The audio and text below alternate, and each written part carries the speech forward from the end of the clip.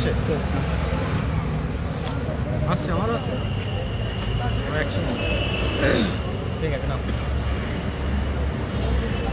শুরু করো বল দাও হয়ে গেছে তো ভাই অনেক দেখা যাচ্ছে না আজ আপনারা প্রত্যেকেই জানেন যে ইংলিশ বিভাগের প্রাথমিক শিক্ষক নিয়োগের প্রথম ফেজে কিন্তু আজকে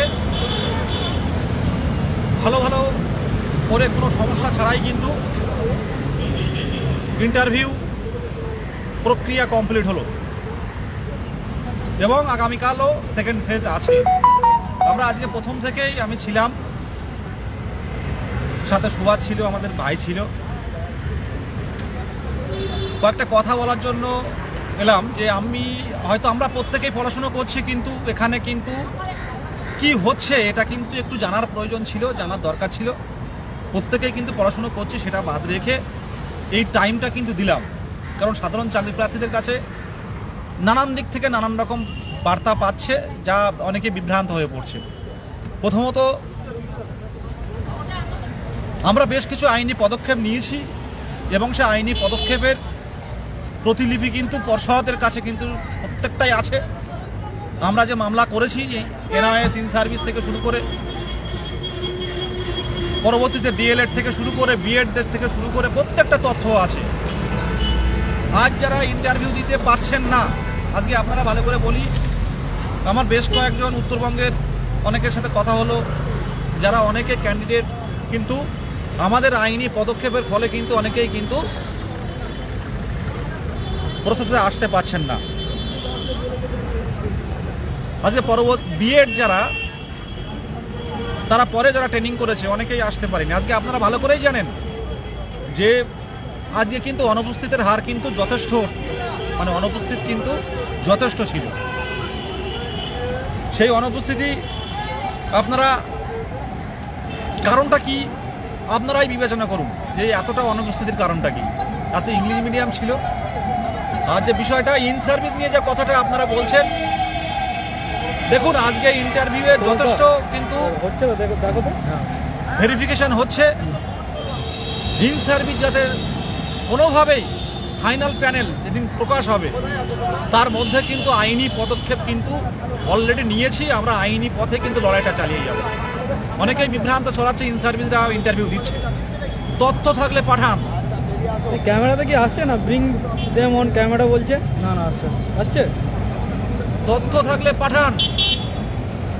কোনো আইনি বিষয় সোশ্যাল মিডিয়াতে বলবো না, কারণ সোশ্যাল মিডিয়াতে প্রচুর মানুষ দেখে। আমরা আমাদের দিক থেকে পূর্ণ প্রশিক্ষিত ডিএলএড এবং পরবর্তীতে টেট উত্তীর্ণ তাদের স্বার্থে লড়াই, এখানে কিন্তু কোনো কম্প্রোমাইজ চলবে না। আজকে পর্ষদ ইন্টারভিউ নিক, অসুবিধা নেই, কিন্তু আগামী দিনে কিন্তু আইনি পথে কিন্তু আমাদের বলতে হবে যে কর্মরতরা কি করে তারা এলিজিবিলিটি। সবাই ব্রিং দেম অন ক্যামেরা বলছে কেন? মানে আচ্ছা। সুতরাং বিভ্রান্ত হয়ে আপনারা চারিদিকে বিভিন্ন রকম পোস্ট বা বিভিন্ন রকম গ্রুপে আলোচনা। দেখুন আজকে ইন্টারভিউ চলছে, সকাল থেকে এখনো পর্যন্ত আছি কি স্বার্থে? এই স্বার্থে যে আজকে প্রথম দিন ইন্টারভিউ যেতে হবে। আজকে অনেক ভাই, এই ভাইয়ের সাথে আজকে পরিচয় হলো। ভাই বললো যে তোমাদের না কে কারেনি বলো। আজকে অনেকে ইন্টারভিউ দিতে এসছেন, তারা অবাক হয়ে গেছেন যে আমরা এতদিন আন্দোলন করেছি, আমাদের দেখছে, গার্জেনরা দেখছে, তাদের সাথে কথা বলছি আমরা সারাদিন। আপনারা যখন বাড়িতে পড়ছেন, আমার ক্যামেরা ধরে আছে সুভাষচন্দ্র বাগ, বিশেষভাবে সক্ষম, সেও এখানে পড়ে আছে। যে আদৌ ইন সার্ভিসরা কি ঢুকছে, আদৌ কি এনআইএসদের ভেরিফিকেশন হচ্ছে, আদৌ কি পরবর্তীতে যারা ট্রেনিং করে তারা কি ইন্টারভিউ দিতে পারছে, সব দিকে নজর আছে। ছোট্ট ছোট্ট গ্রুপ খুলে বিভ্রান্ত ছড়ানো। আর সবচেয়ে বড় কথা, কিছু আমাদের এই 22 স্টেটে কিছু খুব আইনজ্ঞ হয়ে গেছে। তারা সারাদিন ফোন বন্ধ করে থাকবে, মাঝে মাঝে একটা দুটো করে পোস্ট করবে, করে বিভ্রান্ত ছড়াবে চারিদিকে। প্রত্যেকেই নিজের জায়গা থেকে চেষ্টা করুন। আজ যে কথাটা বললে হবে, আইনি পথে অবশ্যই লড়াই হচ্ছে, প্রত্যেকে নিজের জায়গাটা চেষ্টা করুন। আর আপনারা যে ভিডিওগুলো দেখছেন ইউটিউবে, কেমন ধরনের প্রশ্ন করেছে, আমার দিক থেকে আমি এটুকু বলবো দেখুন, ইংলিশ মিডিয়ামের ইন্টারভিউ আর বাংলা মিডিয়ার ইন্টারভিউ কিন্তু আলাদা। ইংলিশ মিডিয়ামে আজ কতজন দিল? আজ 70 জনের মতো প্রায় ইন্টারভিউ দিয়েছে। 75, 75 জন ইন্টারভিউ দিয়েছে। ফাঁকা টেবিল, সব ফাঁকা। 12 জন বাদ গেছে, তার মধ্যে 12 জন 14 জনের মতো রিজেক্ট হয়েছে। টেবিল ফাঁকা। এই রিজেক্ট আমরা তথ্য তুলে ধরেছি, প্রত্যেকটা তথ্য যে ভেরিফিকেশন করতে হবে। সবকিছু এমনি এমনি হচ্ছে না। 2022 সালে টেট উত্তীর্ণরা যে পদক্ষেপ এর আগে করে রেখেছে, সামনের দিনে সেগুলো কাজ হবে। ঠিক আছে। সব থেকে হচ্ছে পজিটিভ রেজাল্ট হচ্ছে যে ঐক্যমঞ্চের তরফ থেকে যে সমস্ত কেসগুলো হয়েছিল তার 2-3টে কেস অলরেডি জিতে গেছে। তার এফেক্ট হচ্ছে এখানে এনআইএমএসরা অ্যাকচুয়ালি ঢুকতেই পারছে না, মানে রিজেক্ট করে দিচ্ছে ডাইরেক্ট। আর সবচেয়ে এবার হচ্ছে ইন সার্ভিস যারা, তাদের ব্যাপারটা অতটা হচ্ছে দেখা যাচ্ছে না, কারণ তারা অতটা আসেনি। মেন দেখা যাবে হচ্ছে বাংলা মিডিয়াম হচ্ছে যে সমস্ত ইন্টারভিউ হবে তখন থেকেই হচ্ছে ডাইরেক্ট বোঝা যাবে। ইন সার্ভিস নিয়ে যারা অলরেডি চাকরি করছে গভর্নমেন্টে, তাদের নিয়ে অত ভয় পাওয়ার কিছু নেই, অলরেডি কেস করা আছে।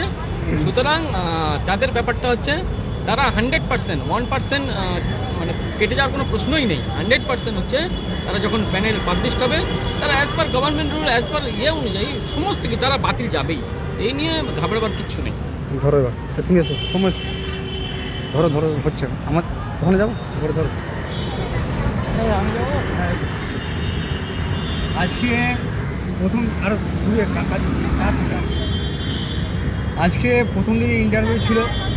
তো বাড়িতে পড়াশোনা থাকা সত্ত্বেও বিদেশদা আমাকে ফোন করে, আমি বিদেশদাকে ফোন করেছিলাম যে আজকে ওখানে যাও। বিদেশদা বলে হ্যাঁ চলো, কারণ আজকের আমাদের যে দুটো মেন প্রধান উদ্দেশ্য ছিল যে আজকে ইন সার্ভিস কেউ এসেছে কি না, বা তাদের ভেরিফিকেশান হচ্ছে কীভাবে, বা তাদেরকে কী করছে সেইটা দেখা। দ্বিতীয়ত এনআইএস যারা ছিল তাদেরকে কী করছে সেইটা দেখা। সেই জন্য যে সকালবেলা 8টার সময় বাড়ি থেকে বেরোয়, আর এখন প্রায় 5টা-6টা বাড়িতে গেল, এখনও এখানে আছি। অনেকে অনেক কথা বলবে বাড়িতে বসে, তারা ওই সারা জীবন বলে এসছে, ভবিষ্যতেও বলবে, তাদের জীবনে কোনো বলার শেষ থাকবে না। এই অযথা আপনি প্যানিক হবেন না। আর আজকে ডেমো অনেক ভিডিও করেছে, আমি বিদেশ দাদা অনেক ভিডিও করেছি, অনেক ভিডিও আমাদের ভিডিও অনেক জায়গায় বিভিন্ন ইউটিউবাররা শেয়ার করেছে। ক্যান্ডিডেটদের আজকে যে ডেমনস্ট্রেশন, তাদের যে প্রশ্ন, সেই সম্পর্কিত আজকে আমরা যতটা পেরেছি তুলে ধরেছি। অযথা কেউ বিভ্রান্ত হওয়ার কারণ নেই, কারণ এটা ইংলিশ মিডিয়ামের একটা প্রথম ফেজের ইন্টারভিউ ছিল। বাংলা মিডিয়ামে সেই তুলনায় অনেক ক্যান্ডিডেট সেখানে। আশা করি আজকে যেমন 2টো করে ডেমো দিয়েছে, ওনারা বলেই দিয়েছে যে আপনারা এই বিষয়ে এই শ্রেণী থেকে ডেমো করুন। আমাদের কিন্তু সেটা হওয়ার চান্স খুবই কম, কারণ আমাদের সংখ্যাটা অনেক বেশি। তাই বলছি কেউ অযথা বিভ্রান্ত হবেন না। ঐক্যমঞ্চ রাস্তায় ছিল, রাস্তায় থাকবে, ভবিষ্যতেও আপনাদের পাশে থাকবে। আর আজকে আসার উদ্দেশ্য ছিল 2টো, সেটা বিদেশদা পরিষ্কার করে বলে দিয়েছে। আইনি লড়াই আপনারা সাহায্য করুন, আইনি পথেই দেখা হবে, আর আইনি পথেই লড়াই হবে। অযথা বিভ্রান্ত হবে না। ফান্ডিংটা যারা করছেন না, তাদেরকেও অনুরোধ করছি, এই ফান্ডিং আপনার একদিন একটা জীবনের লক্ষ্য পূরণ করবে। তাই অবিলম্বে ফান্ডিংটা করে দিন। আমাদের ইন সার্ভিস যে কেসটা আছে, যে মামলাটা করা হয়েছে, সেই তার দিকে সাহায্যের হাত বাড়িয়ে দিন। দেখা হবে লড়াইয়ের ময়দানে। দেখুন, আজকে আপনারা ভাবছেন যে আজকে আমরা বেকার অবস্থায় আছি, আজকে আমাদের টেনশান যে কখন চাকরিটা পাবো। কিন্তু 17 সালের যে টেট উত্তীর্ণরা যারা পরপর যে আইনি পদক্ষেপগুলো ইন্টারভিউ প্রত্যেকে দিয়েছে, ইন সার্ভিসও ইন্টারভিউ দিয়েছে, কিন্তু পরবর্তীতে এনআইএস ইন্টারভিউ দিয়েছিল, কিন্তু পরবর্তীতে কিন্তু ধাপে ধাপে কিন্তু পরবর্তীকালে সব বাদ হয়েছে। তাই বলবো অপেক্ষা করুন, লড়াইটা সেই হারে হবে। আর যারা কোনো গ্রুপে নেই, যারা কোনোভাবে এসে সাহায্য করে না, বিভ্রান্ত ছড়াচ্ছে, এর কোনো মানে হয় না। কাজ করলে মানুষ বলবে। তবে এটুকু বলবো, যারা 22 স্টেট পাস কিছু আইনজ্ঞ আছে, এদের কাজ সারাদিন ধরে কন্ট্রোভার্সি করা। এই যে সুভাষচন্দ্র বাগ আজকে এসছে বিশেষভাবে সক্ষম, এরকম শীত লেগেছে, তাও কিন্তু দাঁড়িয়ে আছে। আমরা শেষ পর্যন্ত দেখেছি যারা ক্যান্ডিডেটরা এসছে, অনেক অচেনা ক্যান্ডিডেটরা এসছে, তারা কিন্তু এসে একবার জিজ্ঞাসা করে, বিদেশদা আপনি আপনারা ভালো আছেন তো? এর থেকে বড় কিছু আর হতে পারে না। মানুষের স্বার্থে লড়াই করছি। আজ ঐক্যমঞ্চ যেখানে যাবে ঐক্যমঞ্চ, আমরা সকাল থেকে এসছি সেই উদ্দেশ্য নিয়েই। সকাল থেকে কেউ এখানে অনেকে বলছে দেখছি যাদের নির্লজ্জ, তারা আর যাই হোক শিক্ষক হওয়ার যোগ্য নয়। অনেকে নানানভাবে বিতর্ক তৈরি করার চেষ্টা করছে। তাদেরকে বলবো ভাই, আগামী দিনে শিক্ষক হতে যাচ্ছ, এই মনস্তাত্ত্বিক দিকটা ত্যাগ করো, নাহলে ইন্টারভিউ রুমে যাবে, সেখানেই বোঝা যাবে যে তোমার মনস্তত্ত্ব দিকটা কেমন, তোমার স্বভাব চরিত্র, তোমার বডি ল্যাঙ্গুয়েজ কেমন, তারা ধরে নেবে।